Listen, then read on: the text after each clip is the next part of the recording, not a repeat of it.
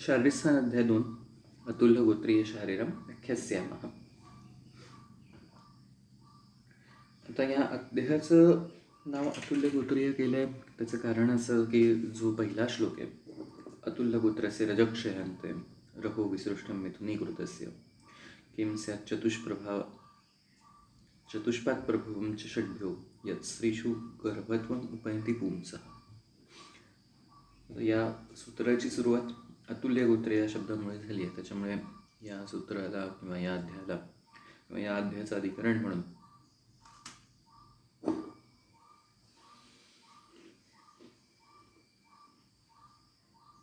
अतुल्य गोत्र असं नाव पडलेलं आहे. आपल्या शास्त्रानुसार एकाच गोत्रामधील 2 विवाह निषिद्ध सांगितले. म्हणजे आपल्याकडे बऱ्यापैकी ब्राह्मण समाजामध्ये पाहिलं जातं की लग्नाच्या आधी गोत्र पाहिलं जातं आणि 2 प्रकारचे गोत्र जर समान असेल तर त्यात लग्न नाही होत. आता मुळात गोत्र म्हणजे काय, तर त्याचे 2 अर्थ आहेत. एक अर्थ असा निघतो की त्या घराचा मूळ पुरुष जो कोण असेल त्याच्यापासून सुरू झालेली ती परंपरा म्हणून ते एक गोत्र मानलं जातं. किंवा ते घर किंवा ते घराणं मूळ कोणाकडे शिकत होतं, कुठल्या आचार्यांकडे शिकत होतं. जसं आता आपण स्कूलमध्ये म्हणू किंवा कुठल्या युनिव्हर्सिटीत म्हणू, अशा अर्थाने शिकत होतं, तर तो त्याचा गोत्र हा विषय येतो. मग ते एकाच आचार्यांच्या याच्यामध्ये लग्न न होता वेगवेगळ्या आचार्यांमधच्या युनिव्हर्सिटीजमध्ये जर लग्न झाले तर तेवढंच वेगवेगळ्या आचारविचारांचं प्रदान पण होईल आणि तेच व्याधी त्याच गोष्टी तिथे फिरत राहणार नाही. म्हणजे तुम्ही जर आता थोडंफार जर बाहेरचं कधी ऐकलं तर पारसी लोकांमध्ये सुद्धा ही अडचण येते की पारसी लोकांमध्ये लोकसंख्या वाढत नाही आहे आणि त्यांच्यामध्ये तेच असणारे विकार किंवा व्याधी हे तसेच शिल्लक राहतात. त्याचं कारण काय, तर पारसी लोकांची एकतर संख्या कमी आहे, त्याच्यामुळे लग्न त्याच ठिकाणात होतात किंवा त्याच घरांमध्ये होतात आणि जनरेशन टू जनरेशन होणारे जे काही व्याधी आहेत ते तिथेच फिरतात. आणि याचा शास्त्रीय आधार आहे म्हणून आपल्याकडे बऱ्याच वेळा सगोत्रविवाह हा नाही म्हणून सांगितला जातो. म्हणजे विशेषतः हरियाणा, उत्तर प्रदेश तिकडे तर ते पंचायती असतात आणि ते गोत्र एकाच गोत्रात लग्न केलं म्हणून ते मारतात वगैरे असले उद्योग जे चालतात ते खरं ॲक्च्युली अति आहेत, पण तसा नियम आहे शास्त्राचा की करू नये. मग इथे पण तोच नियम आहे म्हणून तिथं अतुल्य गोत्र आलं आहे. तुल्य या शब्दाने समानता अशी हा विषय लक्षात येतो आणि अतुल्यमध्ये विरुद्ध, एकमेकांपासून वेगळं काहीतरी असा हा भाग येतो. आणि इथे चक्रपाणी पण तेच म्हणतात, तुल्य गोत्राणाम ही मैथुनो अधर्मो भवती धर्मशास्त्रेषु निषिद्धत्व. आता तसं म्हटलं तर मग आयुर्वेदाचा आणि धर्मशास्त्राचा काय संबंध, तर मुळातच आपलं आयुर्वेद दर्शन किंवा आयुर्वेद याला आस्तिक दर्शनामध्ये घेतलं आहे. कारण वेदांवर मुख्य विश्वास आहे हा भाग आहे. जरी हा भाग वेदांनी वर्णन केलेला नसला तरी जे वेदांगातले बाकीचे प्रकार आहेत उपनिषदांमध्ये नाही आहे, ब्राह्मण ग्रंथामध्ये पण नाही आहे, आरण्यकामध्ये पण नाही आहे, पण पुराण आणि त्यानुसार तयार झालेले स्मृती, उदाहरणार्थ मनुस्मृती असेल किंवा याज्ञवल्क्य स्मृती असेल किंवा बाकीच्या स्मृती, तर त्या सगळ्या स्मृतींनी हा विषय मांडला. त्याच्यामुळे इथे आपला संबंध धर्माशी त्या कारणाने येतो की हा सगळा वेदांगाचा भाग आहे म्हणून नियम दिला. तर हा सगळ्यात पहिल्यांदा प्रश्न विचारला आहे सर अग्निवेशाने अत्रेयांना की अतुल गोत्रस्य जेव्हा 2 गोत्र असणारे पुरुष आणि स्त्री एकत्र येतात तेव्हा रजक्षयांते, म्हणजे रजकाळ संपल्यानंतर स्त्रीचा रजकाळ संपल्यानंतर एकत्र येतात तेव्हाच जो काही मैथुन धर्म होतो त्याच्यानंतर जो काही स्राव तयार होतो त्याला काय म्हणायचं, तो कोणता पदार्थ, तो चतुष्पाद आणि 6 रसांनी युक्त. चतुष्पाद आणि 6 रसांनी उत्तर म्हणजे षडरसांचं वगैरे असं येणारच आहे. आणि चतुष्पाद म्हणजे काय, तर तो पुढच्या याच्यामध्ये त्याचं वर्णन केलं जाईल म्हणून त्याला चतुष्पाद त्यांनी शब्द वापरला. तर ज्याच्यामुळे स्त्रियांमध्ये गर्भ तयार होतो तर असा हा पदार्थ कुठला, तर याला आता जो प्रश्न विचारला तर त्याच्याबद्दल त्यांनी पुढे उत्तरं द्यायला सुरुवात केली आहे. आता पुढे पुढची येते ते शुक्राची व्याख्या केली आहे किंवा शुक्राचं वर्णन केलं. शुक्रम तस्य प्रवदन्ति धीराय धीयते गर्भसमुद्भवाय वायू अग्नी भूमी अंबुगुणपादवत्तत् षड्भ्यो रसेभ्यो प्रभवश्च तस्य. शुक्रम तत् अस्य प्रवदन्ति धीरः, हे धीर पुरुषः किंवा हे उत्तम पुरुषः, हा जो काही पदार्थ निघतो त्याला शुक्र असा हा शब्द वापरला किंवा शुक्र म्हटलं जातं, ज्याच्यामुळे गर्भनिर्मिती होते स्त्रियांमध्ये किंवा तो स्त्रियांमध्ये गर्भनिर्मितीसाठी प्रदान केला जातो. आणि याच्यामध्ये चतुष्पाद कुठले आहे? 4 घटक आहेत: वायू, अग्नी, पृथ्वी आणि जल. आकाश हा महाभूताचं प्राधान्य तेवढं नाही आहे किंवा तेवढे गुण नाही आहेत, म्हणून त्याला ते कन्सिडर केलेलं नाही आहे. उरलेले 4 गुण कुठले आहेत? तर वायू, अग्नी, पृथ्वी आणि जल या 4 गुणांनी त्याला श्रेष्ठ आहे, म्हणून त्याला चतुष्पद म्हटलं. आणि मधुर, अम्ल, गण, तिक्त, कटू, कषाय हे 6 जे काही आहे ते. आता प्रश्न असा आहे की मगाशी आपण म्हटलं की याच्यात आकाश तर नाही आहे. याच्यावर चक्रपाणी पण छान टीका करतात की आकाशम तु यदपि शुक्रे पंचभौतिके अस्ति तथापि न पुरुष शरीर निर्गत्य गर्भाशयं गच्छति किंतु भूतचतुष्टयम् एव क्रियावद् याति. आकाशं तु व्यापकम् एव तत्र गतेन शुक्रेण सम्बन्धं भवति. तेन आकाशस्य गमन अभावात् इह गर्भाशयगमनादि प्रस्तावे शुक्रगतत्वेन अभिधानम्. अन्यत्रापि च भूतानां गमनप्रस्तावे आकाशं परित्यक्तम् एव. म्हणजे आकाश महाभूत आहेच आहे. आकाश महाभूत स्वतंत्र असं त्यांनी सांगितलं नाही आहे, कारण आकाश महाभूत काय करतं, त्याच्या वहनाला उपयोगी करत आहे. कारण आकाश महाभूत हे व्यापक आहे, त्यामुळे शुक्राशी त्याचा संबंध नक्कीच आहे, कारण तो व्यापक असल्यामुळे. त्याच्यामुळे पुरुष शरीरातून स्त्री शरीरापर्यंत जाण्याचा जो काही आकाश महाभूताचा मार्ग आहे किंवा शुक्राचा मार्ग आहे, तो आकाश महाभूतामुळे ठरतो. याचा म्हणून तिथे आकाश महाभूताचं वर्णन न करता बाकीच्या महाभूतांचं वर्णन आलं, कारण बाकीच्या महाभूतांनी त्याच्यातला एक एक भाग तयार झाला आहे. ध्रुव भाग हा जो काही तयार झाला आहे, त्याच्यामुळे जो लिक्विड फॉर्म शुक्रामध्ये येतो तो त्याच्यामध्ये तयार झाला. वायू त्याच्यामध्ये आहे. घनभागामध्ये त्याला घनत्व मिळालेलं आहे, जे अतिशय थिक असं म्हणता येणार नाही असं. त्याचबरोबर याचं पोषण अन्नापासून होतं. याची निर्मिती रस, रक्त, मांसमेद, अस्थि, मज्जा असं एक एक धातूंमध्ये होणाऱ्या परिवर्तनानंतर, धातुपचनानंतर, अग्निसंस्कारानंतर होतं. त्याच्यामुळे हा सगळ्यात श्रेष्ठ भाग मानला जातो. काहींचं असं म्हणणं 7 दिवसात तयार होतो, काहींचं म्हणणं असं 1 महिन्याने तयार होतो. हा प्रत्येकाचा कालावधी वेगवेगळा, पण तरीसुद्धा याला श्रेष्ठ भाग असं म्हटलं आणि 6 रसांनी येतं. तर मग पुढचा प्रश्न येतो की संपूर्ण देहा समये सुखम च गर्भकेतुम केनच जायते स्त्री गर्भम चिरात विद्यते सप्रजापि भूत्वा अथवा नश्यति केन गर्भः. गर्भ आपल्या शरीराने पूर्ण कसा होतो, तो त्याच्या दिलेल्या वेळामध्येच समये सुखम च कसा पूर्ण होतो. सुखपूर्वक प्रवृत्ती किंवा उत्पत्ती कशी होते. मग अवंध्या स्त्रीमध्ये उशिरा चिरात विन सप्रजा अपी, की उशिरा गर्भधारण का होतं, कसं होतं. आणि कधी कधी गर्भ तयार झाला, भूत्वा अथवा झाला, नश्यती केन गर्भ. का बरं? केन म्हणजे का बरं? नश्यती नष्ट होतं गर्भ. तर या पद्धतीचे 5 प्रश्न त्यांनी तिथे विचारलेत की ह्या कारणं काय आहेत ह्या सगळ्या गर्भ उत्पन्न होण्याचे किंवा अशा पद्धतीने विकृती होण्याची.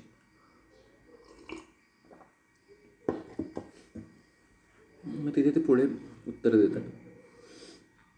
शुक्र असृगात्माशय कालसंपद यस्य उपचारश्च हितेस्तथा अन्यैः गर्भश्च काले च सुखी सुखं च संजायते स परिपूर्णदेहः.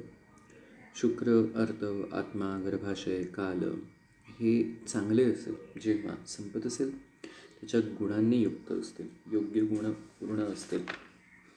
संपतचा अर्थ शुक्र वगैरे याच्याशी असणारा संबंध आहे तो जर चांगला असेल तर गर्भ हा पूर्ण आणि त्याचबरोबर जर गर्भिणीने योग्य आहार विहार केला गर्भस्य काली सुखे हित यस्य उपचारश हिते तथा अन्य. उपचार म्हणजे आहार विहार कुठला हितकर असणारा असेल तेव्हा गर्भ हा त्याच्या पूर्ण काळामध्ये संजयते संपवली पूर्ण देह हा त्याच्या योग्य काळामध्ये पूर्ण सगळ्या सुखपूर्वक गोष्टींनी तो तयार होतो. आता दुसऱ्या प्रश्नाचं उत्तर वंध्या याच्याबद्दलचं उत्तर दिलं. तर आधीच्या या पहिल्या याच्यामध्ये त्यांनी तिन्ही प्रश्नांची उत्तरं दिली. अवयवांनी पूर्ण कसा होतो तर या सगळ्या गोष्टी जर व्यवस्थित असेल संपत असतील चांगले असतील त्यांनी अवयवांनी पूर्ण होतं. योग्य वेळेत कसा परिपूर्ण होतो त्याचंही उत्तर तेच त्यांनी दिलं आहे. सुखप्रवृत्ती कशी तयार होते त्याचंही उत्तर त्यांनी तेच दिलं आहे. मुख्य म्हणजे विषय काय तो शुक्र अर्थ आत्मा आशय म्हणजे गर्भाशय आणि काल यांची जर प्राकृत स्थिती असेल किंवा हे जर शुद्ध असतील हे जर संपत असतील आणि गर्भिणीचं जर सतत हितकर आहार विहार घेत असेल तर तो गर्भ परिपूर्ण असतो. योग्य काळामध्ये सुखकर पद्धतीने बाहेरही येतो उत्पत्ती होते किंवा बाहेरही येतो दोन्ही अर्थाने म्हणता येईल आणि शरीरावयाने संपत असतो.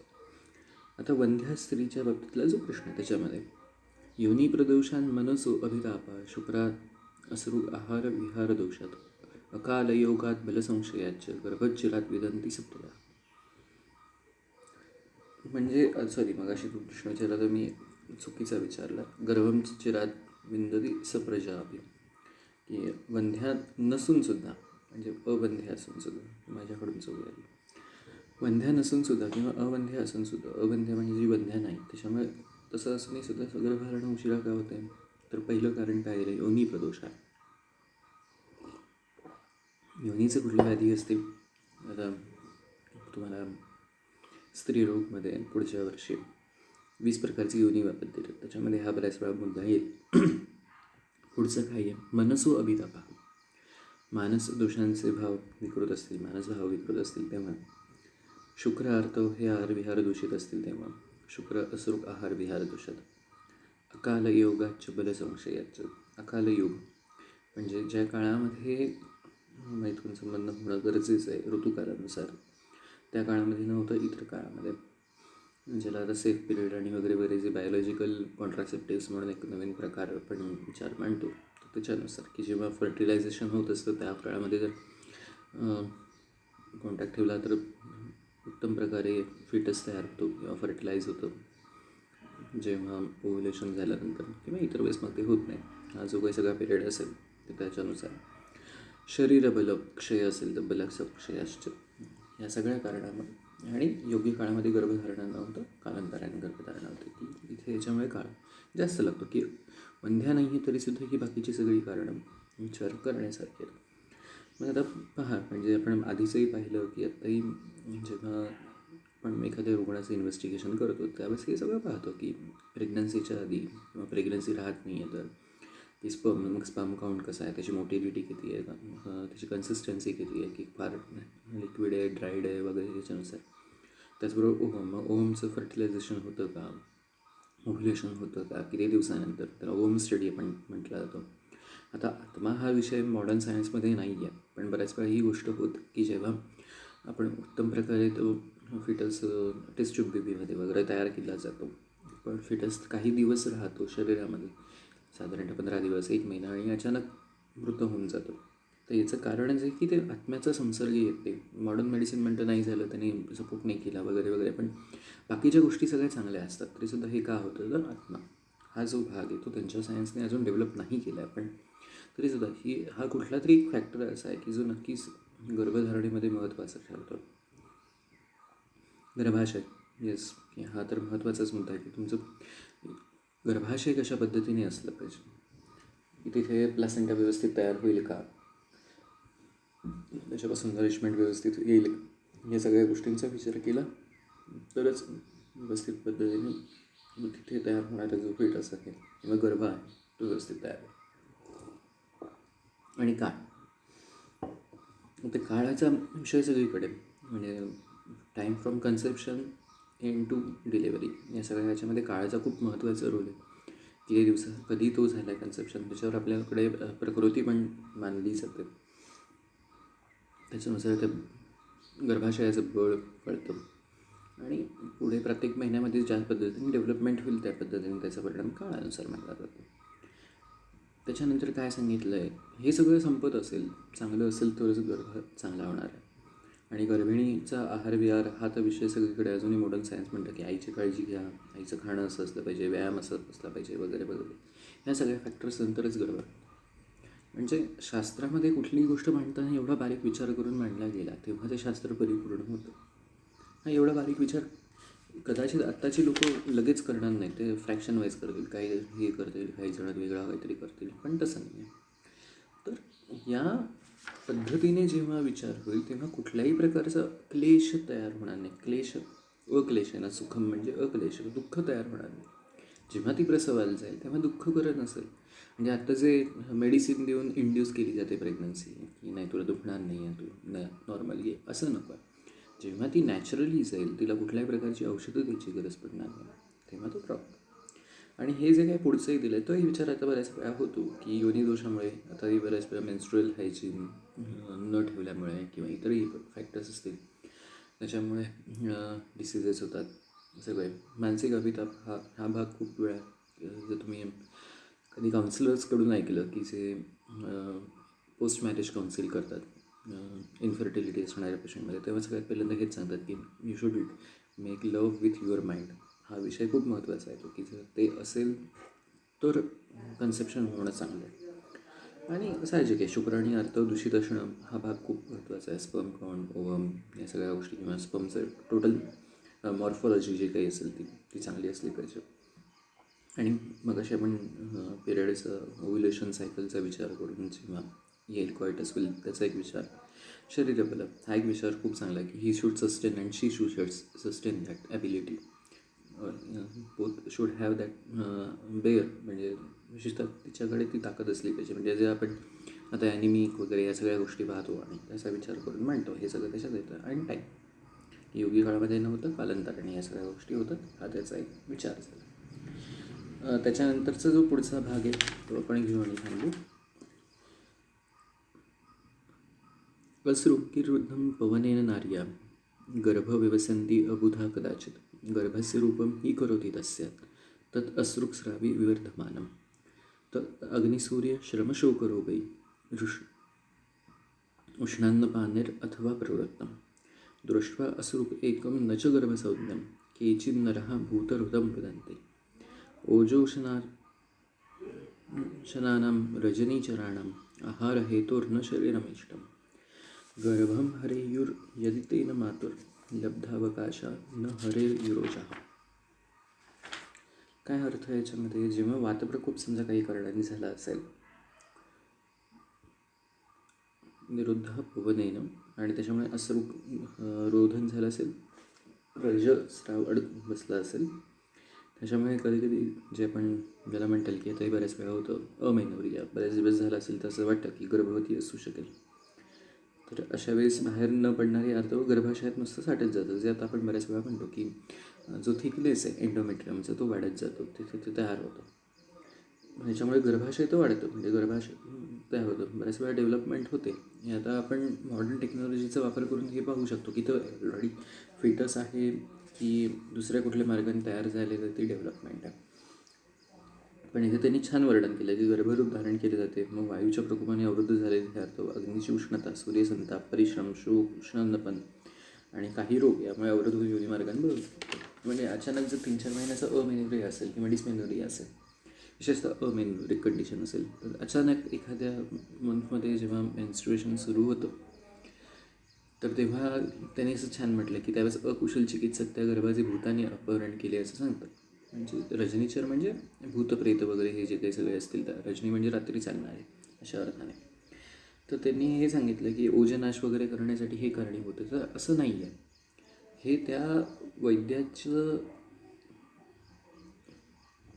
जे काही आहे अज्ञान आहे, या वैद्याच्या अज्ञानामुळे ही गोष्ट होऊ शकते. म्हणजे अमेनोरियाहून थिकनेस वाढतो, त्याच्यामुळे बरेच दिवस तो तिथे फायब्रॉइडसारखे स्ट्रक्चर तयार होऊ शकतात आणि अचानक त्याचं ओव्ह्युलेशन किंवा त्याला काहीतरी कुठले तरी फॅक्टर नाही. आणि त्यांनी फॅक्टर सांगितलेले पण फार महत्त्वाचं आहे. त्याने कुठले कुठले फॅक्टर सांगितले आहेत की सूर्यसंताप हो की बाहेर श्रम केले, आतपसेवन केलं, उष्णामध्ये काम केलं, हे बऱ्याच वेळा होतं की मनातून जाऊन आल्यानंतर लक्षणं दिल्यासारखी दिसतात. लोक सांगतात स्पॉटिंग होतं किंवा ब्लडिंग झाल्यासारखं वाटतं. परिश्रम येस, हेवी वर्क नंतर होतंच ते. शोक, भरपूर दुःख असेल, उष्ण अन्न पण, याच्यामुळे काय होतं, तो अवरोध दूर होतो, जो अवरोध तयार झाला. आणि अवरोध करण्याचं कार्य मुख्यत्वे कफचं असतं, स्निग्ध होण्याचं असतं. तो दूर झाला की हे सगळं बाहेर पडायला लागतं. हा त्याचा एक अर्थ इथे मानला आहे. मग अग्निवेश सरळ म्हणतात की असं जर अपहरण करायचं तर मग ते गर्भच कशाला खाईल, मग तो आईला का नाही खाणार. किंवा अत्रेय स्वतः म्हणतात, अग्निवेश म्हणण्यापेक्षा की अत्रेयच म्हणतात की हे जर आईला खायला पाहिजे नाही, फक्त गर्भाला खाल्लं हे चुकीचं आहे. मग याचा अर्थ काय की ते दोघांवर परिणाम करत आहे.